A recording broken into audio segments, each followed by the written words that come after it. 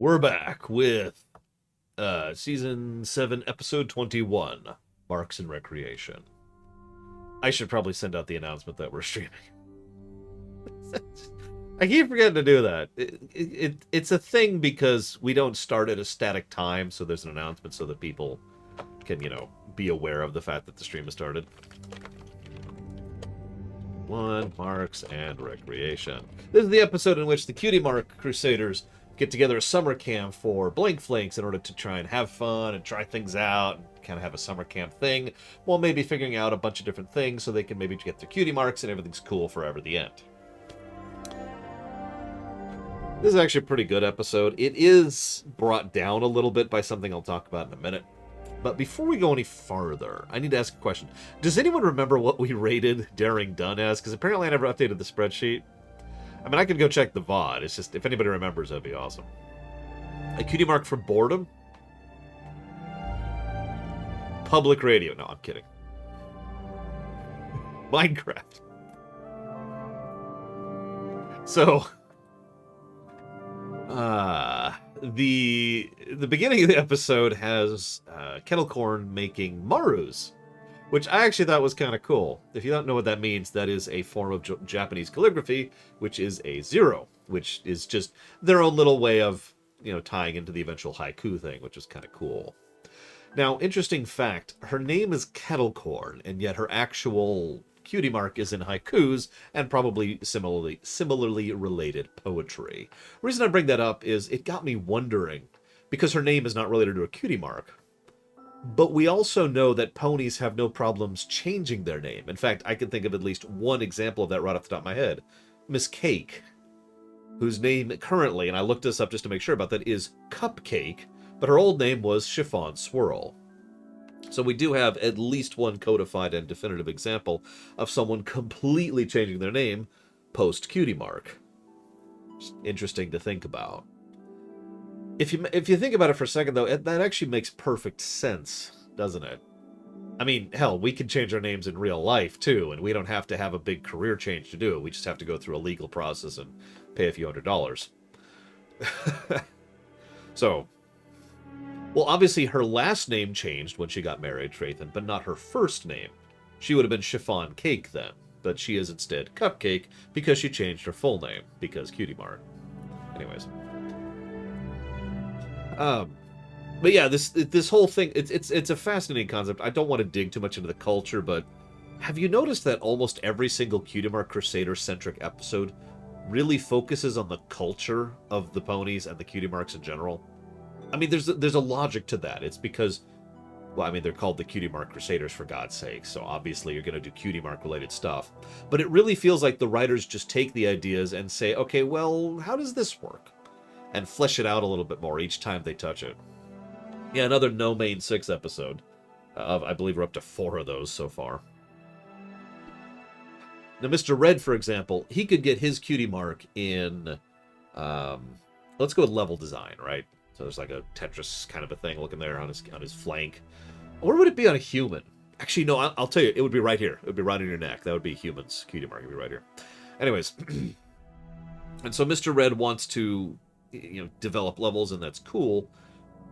But I wonder if, you know what, I'm actually going to... Let me save that thought for later. I'm getting too far ahead of myself. Let's rewind just a second here.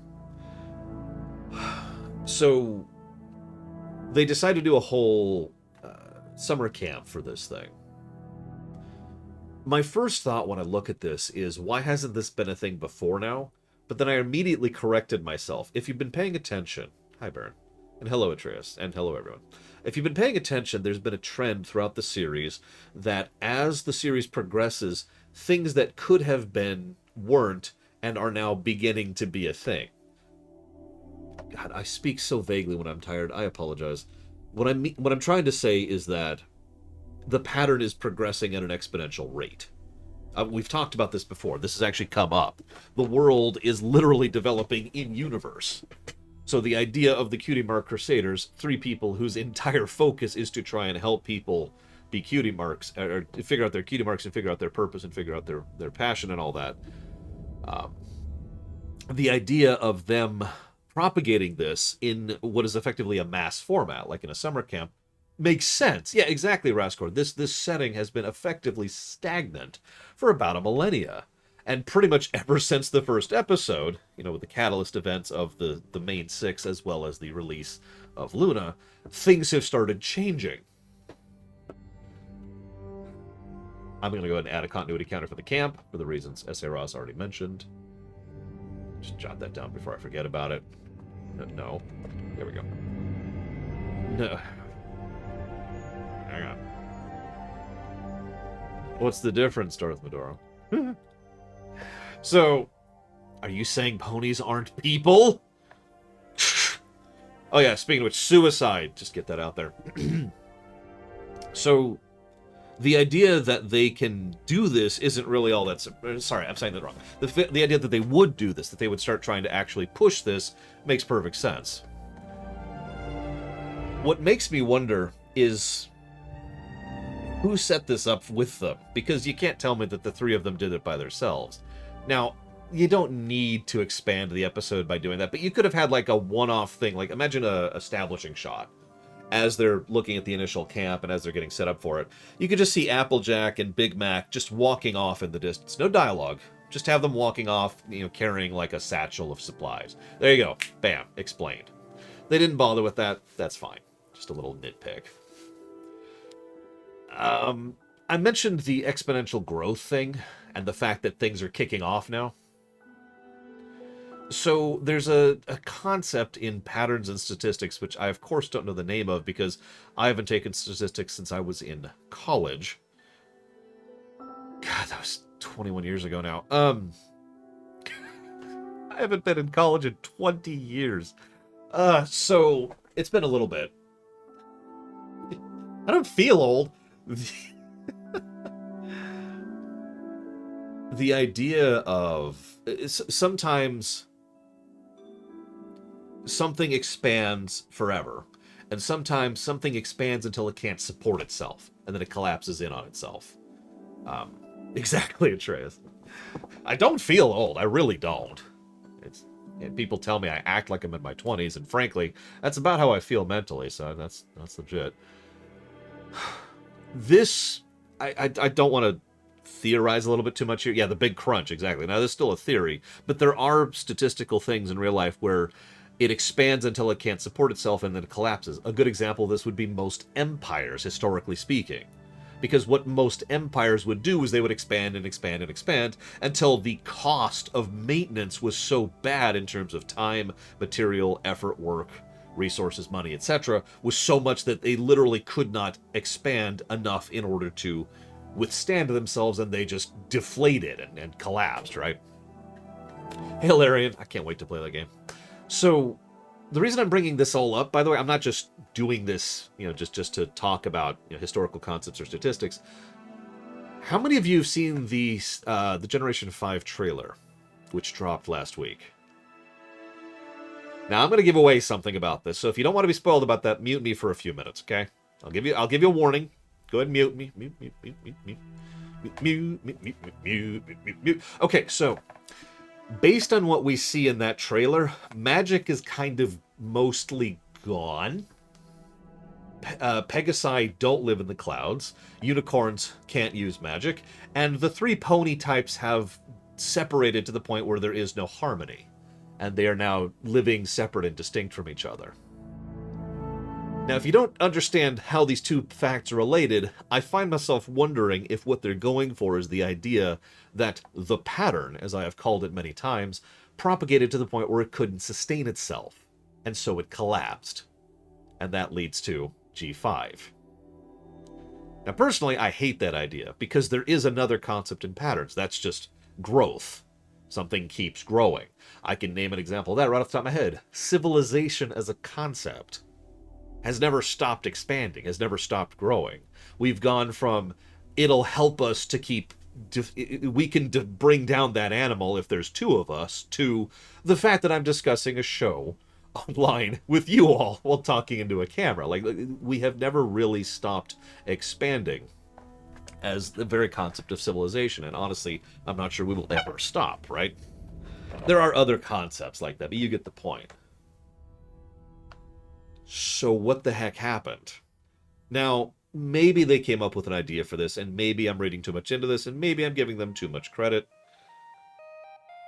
But this is something that's been in my mind lately, because, well, what the hell happened? You know? And for those who are not aware, this is the same setting. It is the same continuity. It is in the future of, you know, of MLP, of G4, I think this is.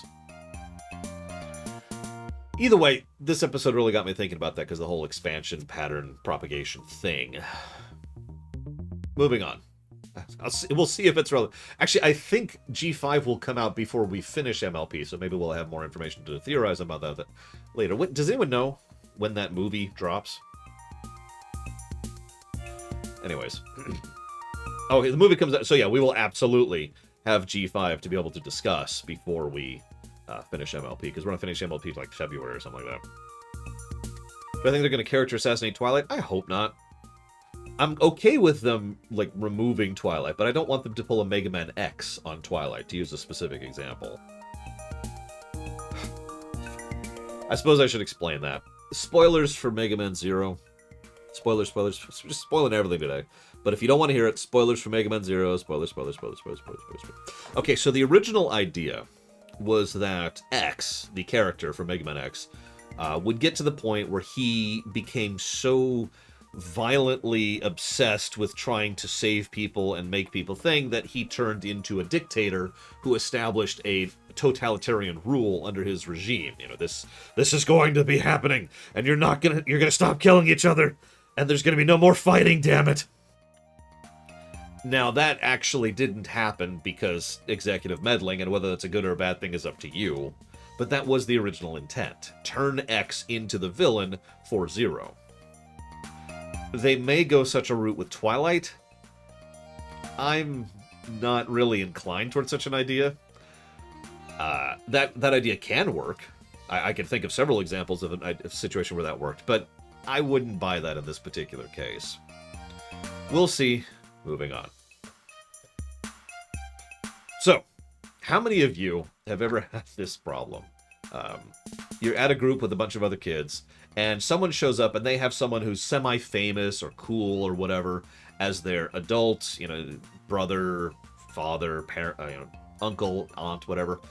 And all the kids are like, they're so cool and you're so cool by proxy. You ever deal with that particular social dynamic? Because I have several times. Not for myself, of course. My mother was a pharmacist and nobody gave a damn. Everyone knew me as the kid whose mother dealt drugs. Yes, that got me in trouble a few times at school. But I have seen that happen with other kids quite a few times in my life. I'm not going to name examples.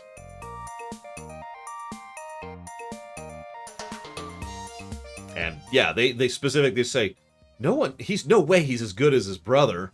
And notice the whole time Thunderline is just like, or not Thunderline, excuse me, Rumble, the kid. The adult's name is Thunderline. The kid's name is Rumble. He's just kind of glaring the whole time, like, ugh.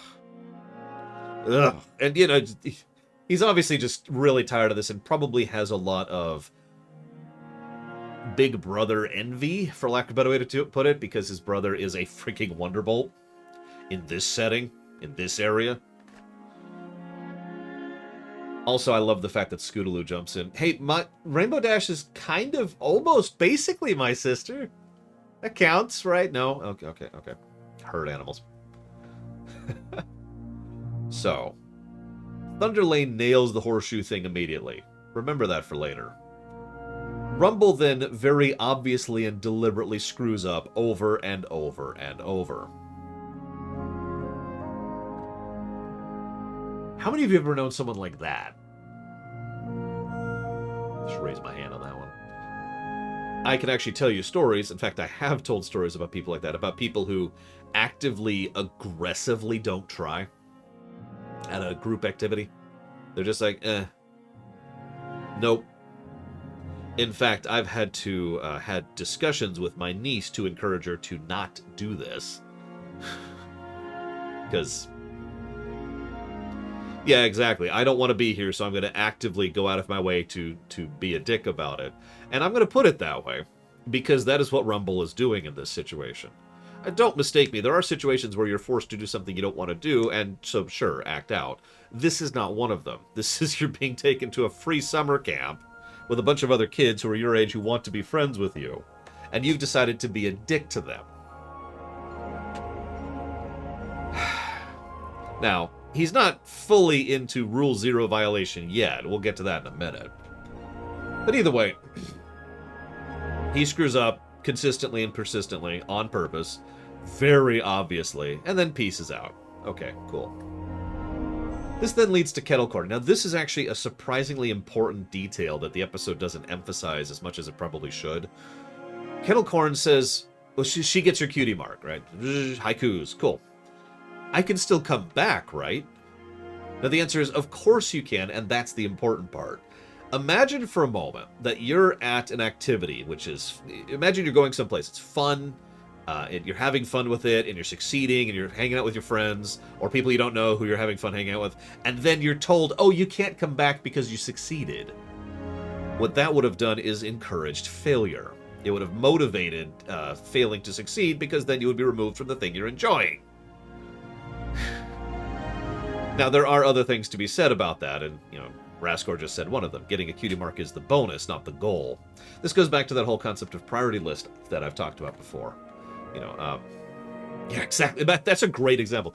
As Trathan says in chat, imagine if you're out playing baseball and the first time you hit the ball, oh, well, you gotta go. Okay. And yeah, they have actually touched on this exact topic before. You know, do we still count? They've actually touched on it twice, excuse me. Once with Babs, who is still a cutie mark crusader, because even though she got her cutie mark, and once where Applebloom was freaking out because she thought she would no longer get to be friends with her friend. It was in the Dream episode. You remember that one? And she could never be with her friends again now that she got her mark. So they have touched on this point before. But it is an important point because the priority list thing. Let me tie that back in there. The highest point on the priority list is not getting a cutie mark. It's having fun. Just hanging out and being with friends and yada, yada, yada. Down below that is getting the cutie mark. It's still important, but it takes less priority to just hanging out and having fun. And again, like I said, practically speaking, it needed to happen. So, Rumble doesn't want his cutie mark. So this is when the episode starts to lose me. I say that a lot lately, don't I? They act like Rumble is screwed up in the head for not wanting his cutie mark. And that is a consistent point throughout the episode. They say he's mad, or he's crazy, or there's something wrong with him, and they act all freaked out about it. Oh my god, he said it again, he said it again. I get that they're emphasizing it for comedic purposes, but they really go out of their way to try and emphasize how freaky he is for not wanting a cutie mark. That is ostracization, in a nutshell.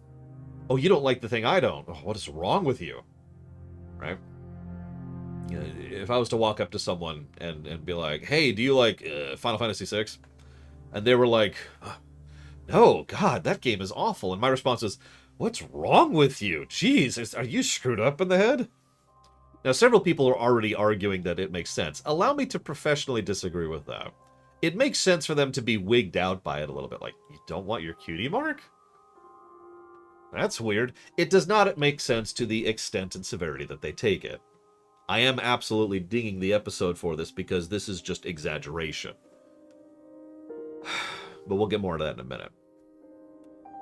I should probably mention, skipping ahead a little bit, that Rumble actually does want a cutie mark. He just wants a specific one. That's going to come up later. This is also when the episode tries to... I am awful and fat and stupid and disgusting, Mr. Red, so I apologize for all of those things. Actually, I don't think I qualify as disgusting, do I? I keep myself pretty clean. You know, I'm very kempt. I do have hair. It's true. Yeah. The episode strawmans just a little bit, and it only does it for one line, and it actually irritates me a little bit because it's actually in contrast to the rest of the episode. One of the main central points of the episode is that just because this is your thing, this is your shtick, your career path, as I often refer to cutie marks as, does not mean you're limited to it. There are many examples throughout this episode of people who are, this is their career path, but they like to do this and this and this. And yet the episode cannot help but throw in a line about Apple Bloom saying, I still like making potions with Sakura, but she can't even remember the last time she did that. It's a weird contrast there, and I'm not sure why they bothered to throw that in. And again, it feels like they strawman it a little bit. But yeah, Thunderlane was actually pretty cool in this episode. So then, we cut forward a little bit. They're making jam. And this is when the episode gets even weirder. Because, you know, they say all the stuff that we've already known for a while. You don't get your cutie mark just because you're good at something or because you enjoy it. There's more to it than that. It's a more in-depth concept. It's more of a long thing. That's not how cutie marks work, so that's how cutie marks work. Am I speaking Old Ponish? Like, it's just... Even though the cutie mark crusaders do effectively nothing wrong, all of them just follow the pipe player, the siren call that Rumble does for no perceivable reason. Yes, I know they're herd animals, and yes, I know they're kids.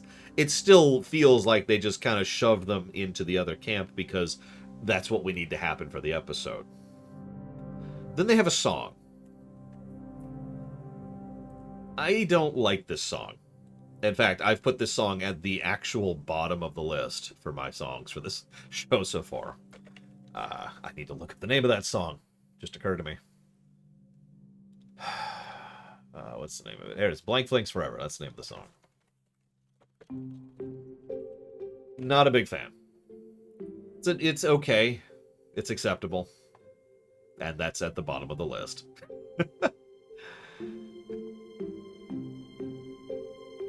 And now I just have to rub my temples because now we have to talk about politics. Because of course we do. Because this is My Little Pony, and for anybody who's been following the Streamination series, you know that we just keep hitting adult topic after adult topic after adult topic in the show because that's what the show is. It's why this show actually got my attention and kept it when I first started watching it with my niece years ago. Because they just keep tackling these type of things. So, politics. Let's run through this, shall we? Let me look at my notes to make sure I don't screw this up, because I'm pretty tired.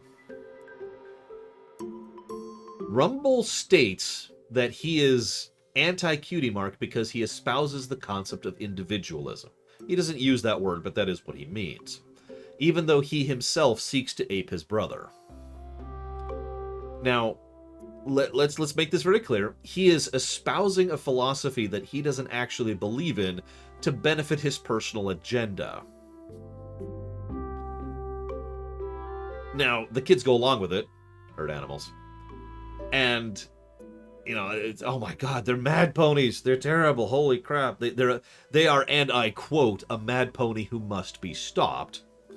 And then, Sweetie Belle, cutie marks make you special. Not really a particularly well-argued argument.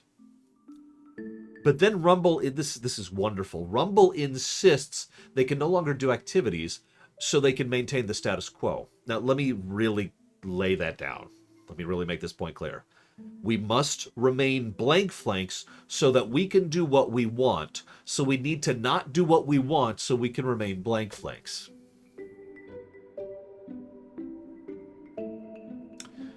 Now, also cut to them being super bored. Except for Kettlecorn, who doesn't care because she already has her mark. This is heavily political.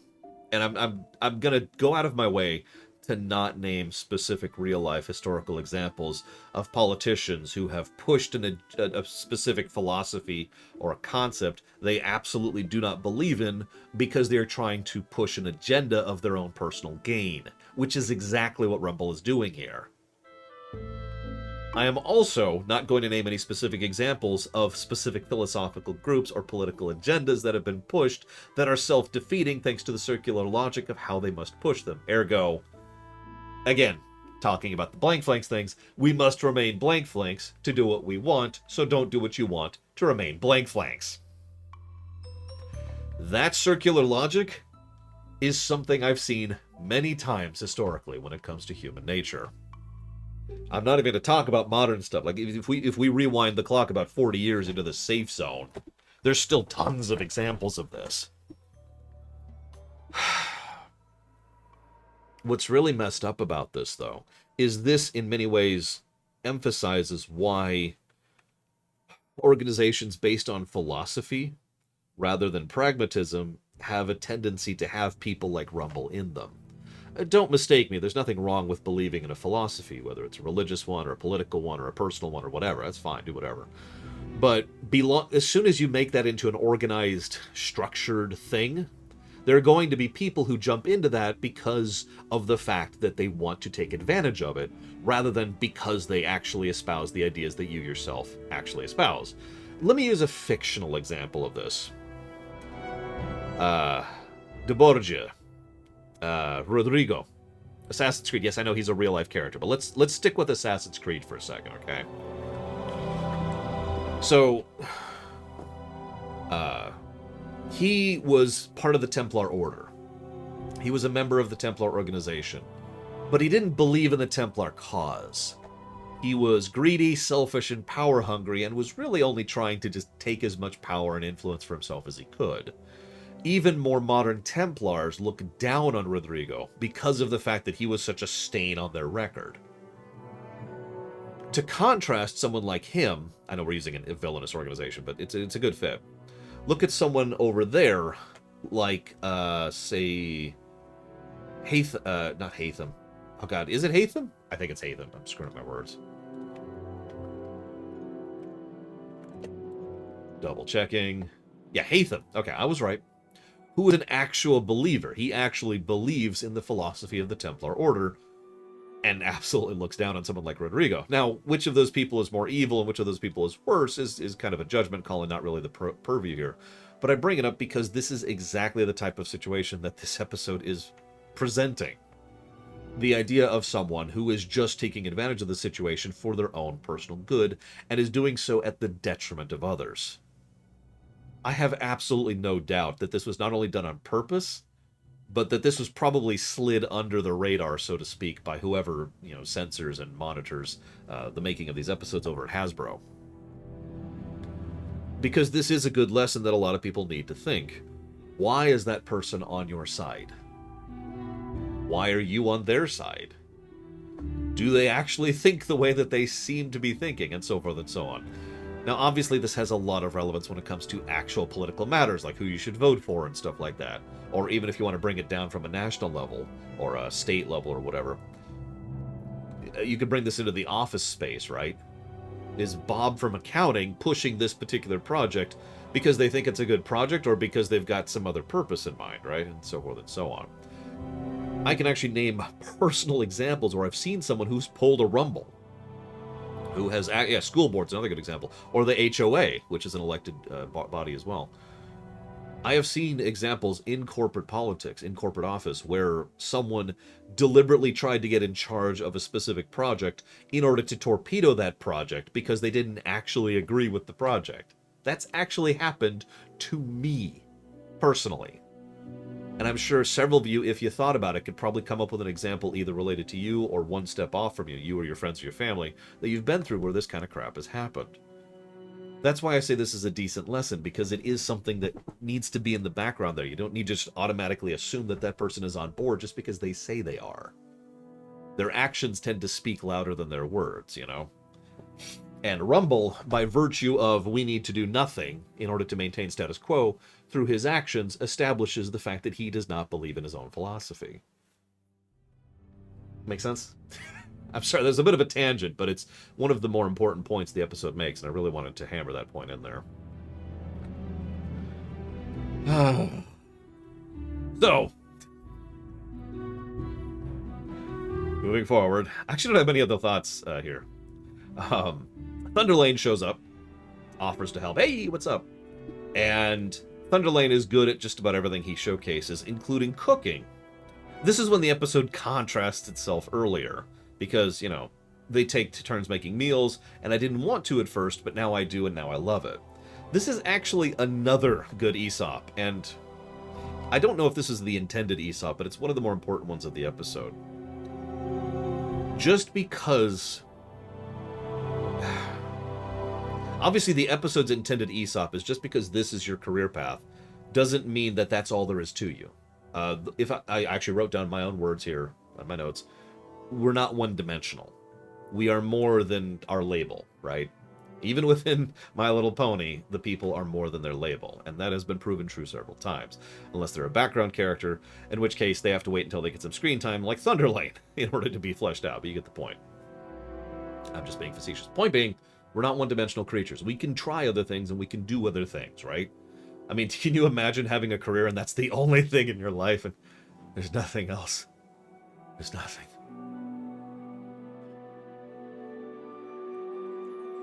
But there's also some good advice here. Yeah, I am not Spock, exactly, Sierra Mike. And that good advice is, for career and hobby both, try stuff. And I mean that. Now, obviously, there's limits on that. Try everything is actually a terrible piece of advice. But you don't know... the way he phrased it, I didn't want to cook at first, but now that I've done it, I love it. How many of you have ever had a circumstance in your life where there's something you didn't want to try out? Maybe it's a food, maybe it's a game, maybe it's a movie, maybe it's an activity, sports, football, whatever. And you didn't want to try it, and then you did, and it turns out, oh, this just clicks with me. And now you love it. I can name several examples of that from myself. I'll go ahead and go with a simple example, basketball. Now, I haven't played basketball since the accident, which at this point is like 16 years ago. But I used to, when I was much younger, I was like, oh, I don't want to do that. I don't want to be part of that. And then I was forced to. And it turns out that I actually rather enjoyed playing basketball. Like, a lot. So, just naming a personal example on that one. I was going to say, I'm sure most people could probably think of at least one thing in your life where you were like, ugh, but then, ooh. I actually interact with this all the time because I've helped raise a child over the last several years, and one of the extremely common things that children will do is they'll say, I don't want to eat that, and then they try it like, oh, this is really good, and then they just want to eat that. Kids. You get my idea. You get my point. Trying out things, safe, sane, consensual. Trying out things and seeing if you like things is good advice for kids and adults both. Because every now and again, you will stumble on a thing that just clicks with you. And in fact, I've got my final example, and I'm going to end the episode on this point. This very show. I will admit that when MLP first drifted across my radar, it was in such a distant way that I didn't even have any information about it, right? Like, it was just, okay. But then my niece wanted to watch it. I'm like, well, that means I have to watch it too. So I've got to go watch a kid's show. Ugh. Oh, this is actually a good show. Huh. The Cupcake Cannon. I lost that image. I need to find it again.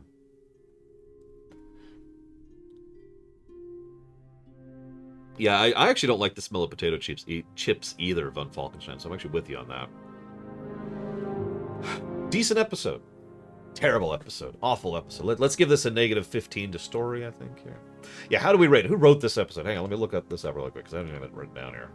Who wrote you? Oh my god, it doesn't say who wrote the episode.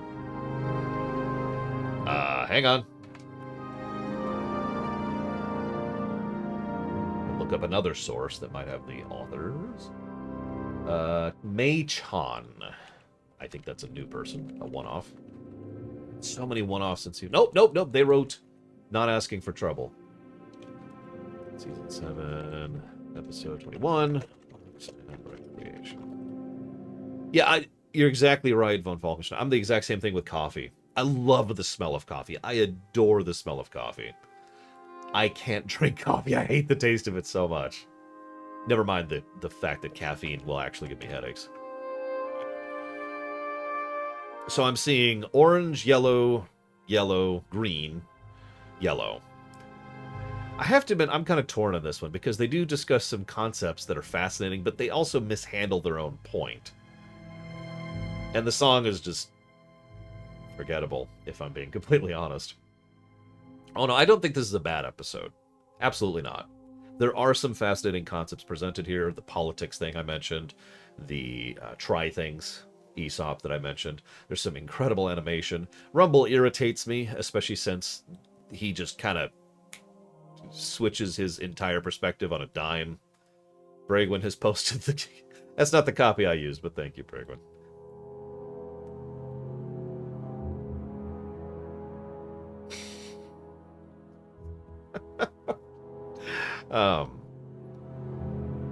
I'm torn between orange and yellow, is where I'm sitting, personally. Because I don't think... It absolutely does not deserve red. It's not that good. But I don't think it deserves green, either.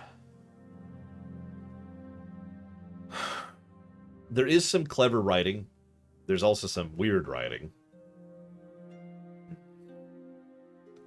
I feel like I'm talking myself into yellow here. Yeah, I like the idea of someone not wanting a cutie mark too. Unfortunately, that's not what the episode showcases. That's kind of my point. The episode sort of hampers itself by virtue of the fact that it doesn't take its idea and run with it. He does want a cutie mark. He just wants a specific cutie mark, right? Again, he does not believe in the very philosophy he's pushing, which itself is an interesting idea. But yeah, they don't take that and run with it.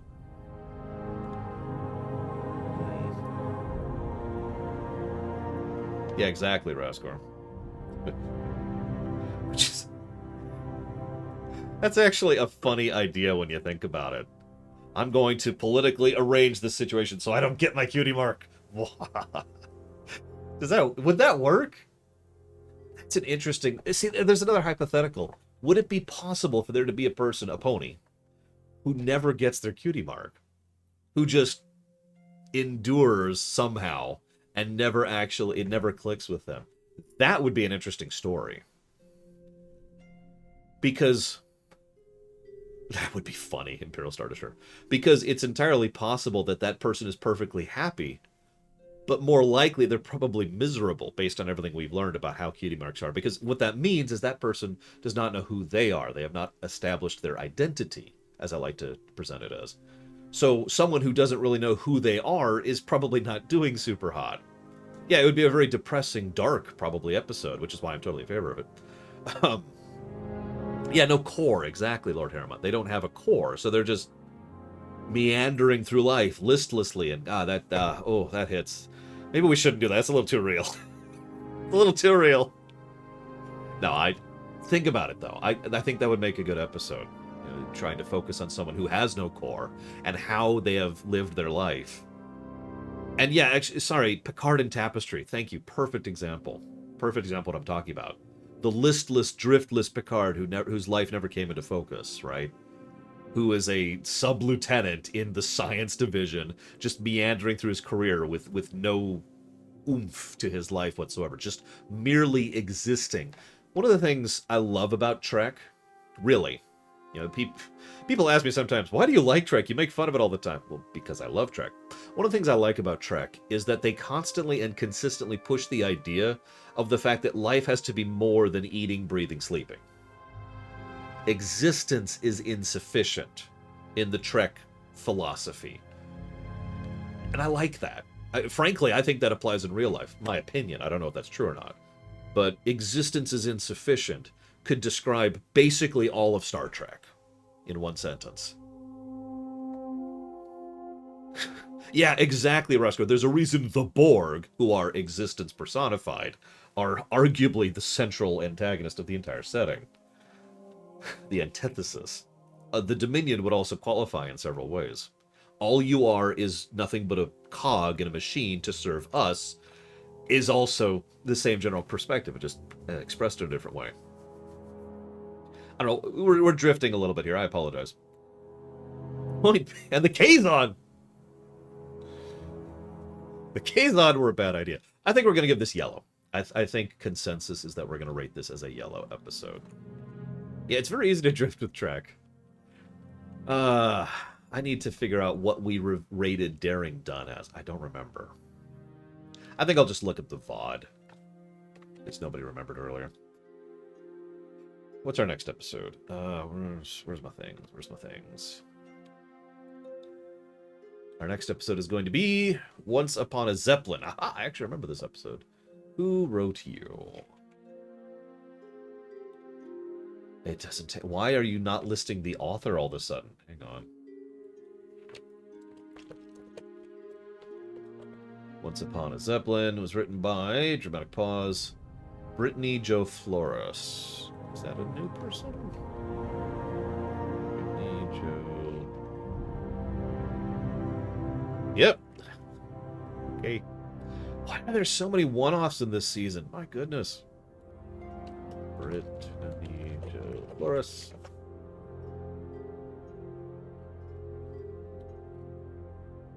Yeah, I remember we were arguing whether it was orange or red because it was a good episode, but not that great of an episode, and it completely screwed up Rainbow Dash as a character because Rainbow Dash grabbed the idiot ball and wouldn't let go of it. Season 7, episode 21, I think? No, it's 22, isn't it? Yep, 22.